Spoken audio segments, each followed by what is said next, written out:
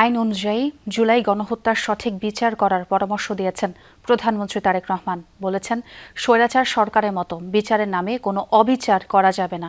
শহীদ পরিবার ও জুলাই যোদ্ধাদের জাতীয় সম্মেলনে প্রধানমন্ত্রী গুরুত্ব দেন দেশ এগিয়ে নিতে জাতিকে আর দ্বিধা বিভক্ত না করার দিকে। এ সময় সরকারের পক্ষ থেকে ২৪-এর গণঅভ্যুত্থানে ভুক্তভোগী পরিবারগুলোকে যথাসাধ্য সহযোগিতার প্রতিশ্রুতি দেন প্রধানমন্ত্রী।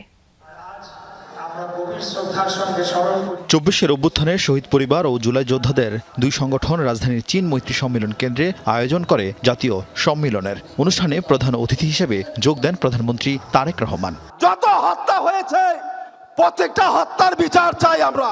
জাতিসংঘের তথ্য অনুযায়ী জুলাই অভ্যুত্থানে শহীদের সংখ্যা প্রায় ১৪০০। সেই হত্যার বিচার চলছে দুইটি ট্রাইব্যুনালে। যদিও বিচারের ধীরগতি নিয়ে সমালোচনা আছে, তবে প্রধানমন্ত্রী তারেক রহমান নিশ্চিত করতে চান ন্যায় বিচার। বাংলাদেশের লক্ষ কোটি মানুষের প্রতি স্বৈরাচার যেমন অবিচার করেছিল, আমরা বিচারের নামে কারো প্রতি যেন অবিচার না হয় সে বিষয়টিতেও আমাদের সচেতন থাকতে হবে। কারণ যে আপনজনকে আপনি হারিয়েছেন, সে যদি দেখতে পারে আজকে যে বিচার সেটি করতে গিয়ে আমরা অবিচার করে ফেলেছি, নিশ্চয়ই সেই মানুষটি ওপার থেকে নিশ্চয়ই শান্তি পাবে না। সেই জন্য অবশ্যই আমাদেরকে খেয়াল রাখতে হবে যে আইন অনুযায়ী আইনে যে সকল নিয়ম করা হচ্ছে সবগুলো বজায় রেখে দরকার হলে আমরা একটু সময় নেব, কিন্তু যে অন্যায়কারী, যে হত্যাকারী, তার যাতে সঠিক বিচার হয়।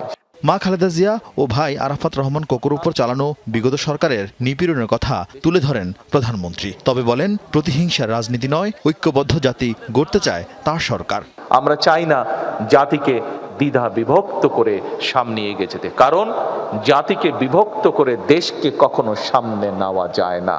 দেশকে সামনে একমাত্র তখনই নেওয়া সম্ভব যদি আমরা সমগ্র জাতিকে ঐক্যবদ্ধ করতে পারি। কাজেই আজকে আসুন, ত্যাগ সেই করতে পারে যার ত্যাগ করার মতন শক্তি এবং সাহস আছে।